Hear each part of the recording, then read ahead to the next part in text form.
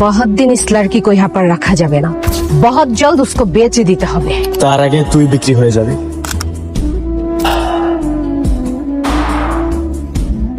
ওরে কিডন্যাপ করার আগে তোর জানা উচিত ছিল ওর বাপকে। ওর বাপ শেজা। আমি চাইলে গুলিটা তোর বুকে করতে পারতাম, তুই মহিলা দিকে তোর ছেড়ে দিলাম। ও মরার আগে আমার দরকার লকারের লোকেশন। খোঁজ দাও, মারা গেছে না বেঁচে আছে। আচ্ছা, আমি আপনাদের হসপিটালের একটা ইনফরমেশন আসলে নেওয়ার জন্য ফোন করেছিলাম। জি বলে। ইয়েস্টারডে কি আপনাদের হসপিটালে গুলিবিদ্ধ এমন কেউ অ্যাডমিট হয়েছিল, রাইট? ও শেহজাদ চৌধুরী, হ্যাঁ হ্যাঁ হ্যাঁ। হ্যাঁ উনি তো বেঁচে আছেন, operation successful. Thank you so much. Madam আমাকে ডেকেছেন? হ্যাঁ শাফিস, শোনো, ডাক্তার শেহজাদকে একদম পরিপূর্ণ রেস্টে থাকতে বলছে, কিন্তু আমার ছেলে তো বীর পুরুষ, তাকে তো কোনোভাবেই রেস্টে রাখা যাবে না। জি ম্যাডাম। তুমি জানো ডাক্তার আর কি বলেছে? এই মুহূর্তে শেহজাদের ব্রেনে কোনো রকম চাপ দেওয়া যাবে না।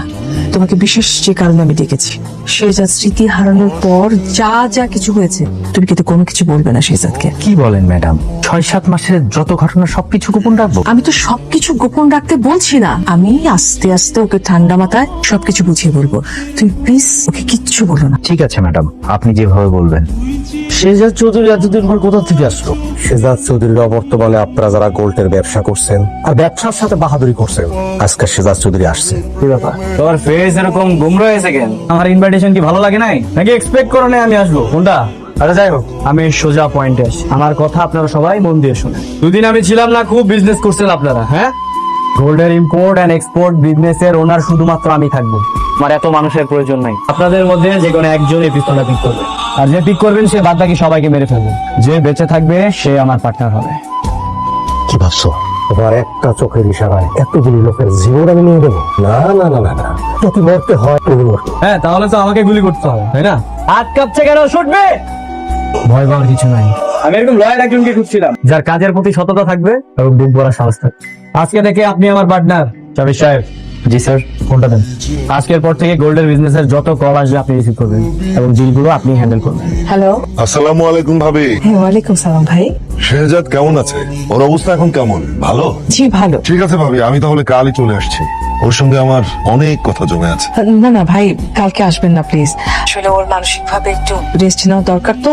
ওর স্মৃতি ফেরার পর থেকে আসলে অনেক প্রেশার যাচ্ছে ভাই। আমার তো চিন্তা হচ্ছে যে আবার না অসুস্থ হয়ে পড়ে। ওর স্মৃতি ফিরে এসেছে, এটা তো খুশির খবর। হ্যাঁ, জি জি ভাই, আলহামদুলিল্লাহ। ওর কি আগের সব কথা মনে পড়েছে? হ্যাঁ হ্যাঁ হ্যাঁ ভাই, আগে সব কথা মনে পড়েছে। কার নাম্বার 92, এ ব্যাপারে কিছু জিজ্ঞাসা করেছেন? না ভাই, জিজ্ঞেস করিনি তো। ঠিক আছে ভাবি, রাখছি তাহলে। ভাবি সবসময় আমাকে শেহজাদ থেকে দূরে রাখতে চায়, কিন্তু আমার তো শেহজাদের কাছেই থাকতে হবে। মামনি, তুমি যখন হারিয়ে গেছিলা তুমি তখন ভয় পেয়েছিলা? না বাবা, আমি ভয় পাই না। শাবাশ, দেখতে পারো তুমি কার মেয়ে? তুমি শেহজাদ চৌধুরীর মেয়ে। জীবনের কোনো পরিস্থিতিতে ভয় পাওয়া যাবে না, সবসময় সাহস নিয়ে আগাতে হবে। তোমার বাবা হচ্ছে এই শহরের সবচেয়ে সাহসী লোক। আমার কোন বাবা? কোন বাবা মানে? মামনি কি বলতেছো তুমি? স্যার আপনি এভাবে কি খুঁজছেন? কিছু একটা, তুমি তাকে দেখো না, তুমি সব জায়গা খুঁজো, মানে আমার অফিসের প্রত্যেকটা জায়গায়, এভরিওয়্যার, প্রত্যেকটা ড্রয়ার, প্রত্যেকটা ফাইল আমি দেখতে চাই। খুঁজবোটা কি সেটা তো বলবেন আমাকে। বিদেশি কোনো প্রাইভেট ফাইল কিংবা ধরো 92 লেখা যদি কোনো একটা ফাইল পাও, তাহলে এরকম তুমি সিকিউর যেটা দেখবা তুমি আমাকে senior. Okay, I need it, I badly need it. আচ্ছা ওকে ওকে, আমি দেখছি। শাফিস সাহেব, এই 2 দিনের মধ্যে এত কিছু পরিবর্তন কিভাবে হলো? কই না তো স্যার, আমি সবকিছু সামলে রেখেছি। আপনি অসুস্থ ছিলেন, আমি সামলে নিয়েছি। আচ্ছা, ওইদিন রাতে আপনি আর আমি মোহাম্মদপুর গিয়েছিলাম, সাডেনলি আমাদের উপর অ্যাটাক হয়েছিল। জি স্যার, হয়েছিল। এটা একটা কারা করেছিল? কি আর করবে স্যার, দাউদ খানের লোক। আপনি কি শিওর? আর দাউদ খান ছাড়া আপনার কি কোনো শত্রু আছে? শাফিস সাহেব, মুখোশের আড়ালেও কিন্তু মুখোশ থাকে। ওই দিন যারা অ্যাটাক করেছিল ওকে আমি চিনতে পারিনি। আমার মনে হচ্ছে না দাউদ খানের কেউ হবে। আপনি কাউকে চিনেছিলেন? না স্যার, আমি চিনবো কিভাবে? ওই অ্যাটাকের পরে একটা গাড়ি এসে আমাকে চাপা দিতে চেয়েছে, ওই ড্রাইভারকে আমি চিনতে পেরেছি। ওই ড্রাইভারকে তুলে নিয়ে আসো, ওর সাথে আমার একটু মোলাকাত করার দরকার আছে।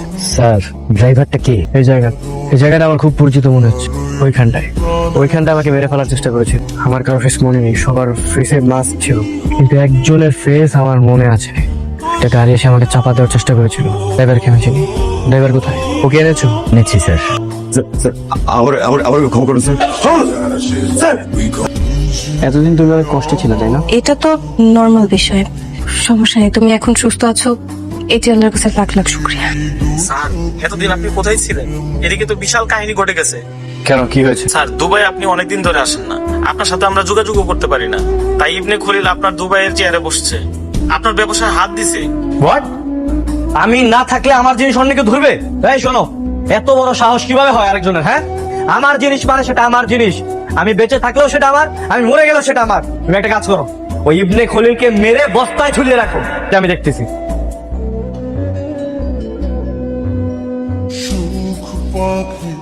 মা, কিছু বলবা? হ্যাঁ, মানে তোর সাথে আমার একটা কথা ছিল।